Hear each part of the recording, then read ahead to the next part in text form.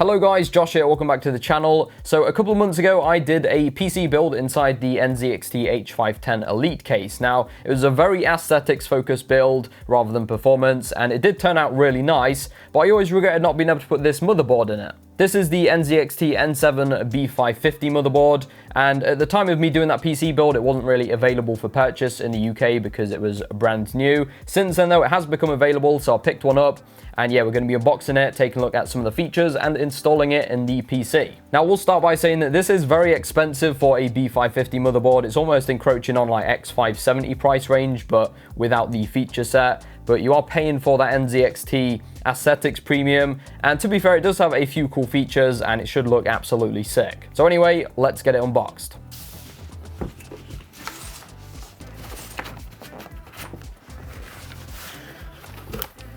Alright, so here's the motherboard outside of the box, and I have to say, it looks super clean. We've got all of this armor covering most of the board. Now, this is based on an ASRock board, so underneath all of this armor is essentially a B550 Steel Legend. But NZXT have done some upgrades, and when I say upgrades, I mean mostly aesthetics. Alright, so we'll go through some of the connections. Now, I will mention first of all that NZXT have placed basically all of them along the edges of the motherboard, which makes cable management super easy because you're not having to trail cables across the board, so it'll look really clean. Now, we get a total of 7 fan headers on this motherboard, which is pretty impressive. Up the top here, you'll see we have 2 NZXT proprietary like RGB connectors, so I guess they are assuming that you're going to be using this with NZXT gear, so it should make connecting it all super easy. We've got USB Type-C Gen 2 just beneath the 24-pin connector right here. In terms of SATA connections, we have 6 gigabits per second SATA connections right here, and to the sides of those we have 2 USB 3 internal connectors, and these are running at 5 gigabits per second. We've got power and reset buttons along the bottom here. Now, one of the things that really impressed me about this board is the amount of USB 2 internal connectors. It's actually got 3, which is super handy because a lot of RGB stuff nowadays uses USB 2 to obviously interface with the motherboard. So it's nice that we get so many. And right next to them, we have a 12-volt 4-pin RGB header, and next to that, a 5-volt 3-pin addressable RGB header. So yeah, in terms of RGB, you should be sorted. Now, one rather quirky feature of this motherboard are the M.2 slot covers. So you can see here, they are magnetic and they just pull off. Now, unfortunately, there are a couple of problems with this design. If you are using an M.2 drive that has a heatsink, these are not going to fit. But the second problem is that these don't have any thermal pads on. So you're basically just covering up your M.2 SSD that doesn't have a heatsink. And yeah, that's definitely going to result in some thermal throttling. So I'm not really sure why they did that. They should have definitely gone with some sort of thermal pad on here. The actual thing itself is made of metal, so that makes no sense. But I mean, it looks cool. We'll move over to the rear I/O now. So it does actually have Wi-Fi 6E, which is quite nice. Obviously, you do have to have a Wi-Fi 6 router for it to be compatible with it, but yeah, that's good. They've gone pretty crazy with USB ports. We have a total of 9 USB Type-A ports on the back, along with a USB Type-C. We've got 2 USB 2 ports. We have 4 USB 3 ports, which are running at 5 gigabits per second. And then we have 4 USB 3.2 Gen 2 ports that are running 10 gigabits per second. So yeah, they've gone pretty crazy with the USB ports. And up the top here, we have a BIOS flash button and a clear CMOS button, which is always handy for troubleshooting. So yeah, quick overview of the board there. We're going to get it installed in the PC now and see how it looks. So here's the build at the moment. We're currently running an ROG Strix B550A gaming motherboard in here. We're going to be, of course, switching out for the N7 from NZXT.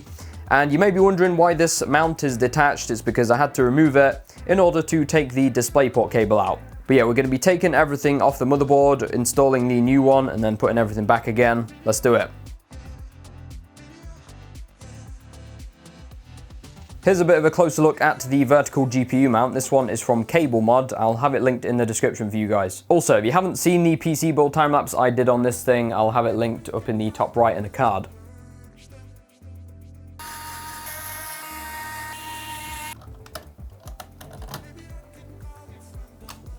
I'm just zip tying the AIO out of the way so that we can easily remove the motherboard. I think we may have to remove the top fan so we can reach the CPU power connector here.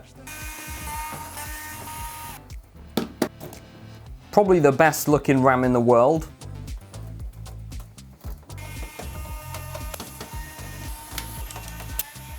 And looks like we've got to remove the back fan as well.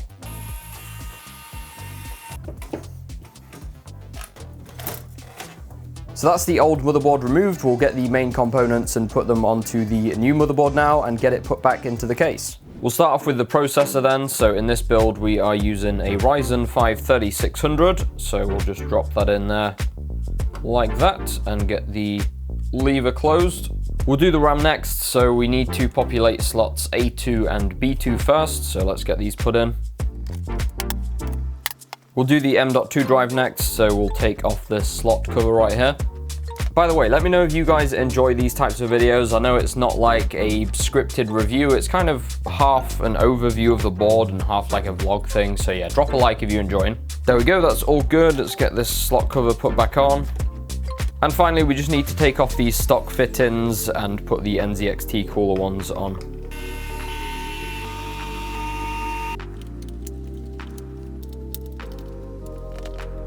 That's all done now. Let's get it put back in the case.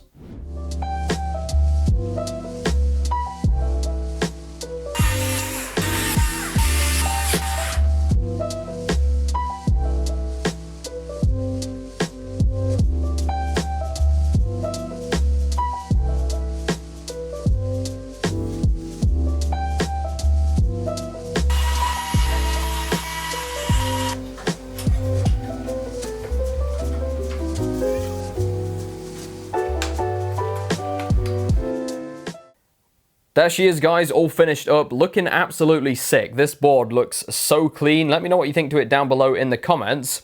Now, you may have noticed that I decided to ditch the vertical mount from that last clip because I took a step back, looked at the board, and I thought, you can't really see it because the vertical mount was blocking it. And I thought it would be such a shame not to show off such a clean looking board. So I decided to just mount the GPU normally. And to be fair, it is an Aorus card and they look good from any angle. But yeah, let me know what you guys think to it in the comments down below. Do you think we should keep it like that since it's such a nice looking board, or do you think we should redo the vertical mount? We will be doing some upgrades again to this PC in the next week or so because I've got to switch out some stuff from the main PC and we'll make this more powerful. So we can always do it then, but yeah, let me know. So we'll get it put back into the setup now and then we can turn it on and see how it looks. Let's go. I mean, come on guys, even with the PC off, this setup is just looking so clean. Let's turn it on.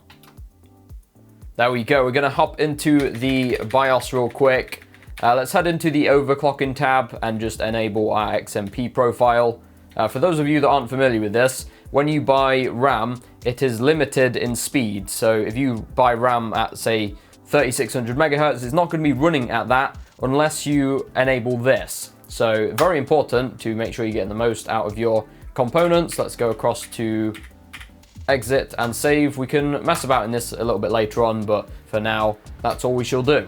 Now, I haven't actually reinstalled Windows. I've just ran with the same installation, so hopefully it's all working okay. It seems to be all right. We've got a cool NZXT wallpaper, just add a bit of splash of color to the all white setup.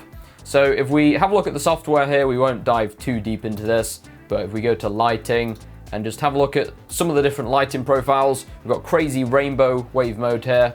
That looks pretty sick actually. We've got the classic NZXT purple, red alert, and vaporwave, which I wish they made the vaporwave one blue and purple. It would just make a lot more sense. But I think for now we shall leave it on white. There we go. So yeah, you've got all your RGB control here. Obviously the N7B550 motherboard doesn't have RGB itself. It's just a very minimal looking board. Yeah, and we've got stuff like overclocking and cooling. There's quite a lot you can do with the software. I'll be honest, I haven't really done a deep dive into it because I haven't used it very much, but we can always do a review video of this. I wanted to just do a overview video today and take you guys along for the journey of installing it in the PC. But yeah, let me know if you guys want to see a full review and we can always dive a bit deeper into that stuff in another video. I think it was actually a good decision to mount the GPU like that because not only does it show off the board, it also gives us a bit better temperatures. I was running hotter than this before. We've got 39 degrees on the CPU at the moment and 40 on the GPU, which is not too bad. Honestly, it's not a great case for airflow. Like if you're looking for performance, don't buy this case because it doesn't have great airflow. But yeah, those temps aren't too bad. It is nice and quiet though, so that's a plus. Yo guys, check out the battle scars from skateboarding.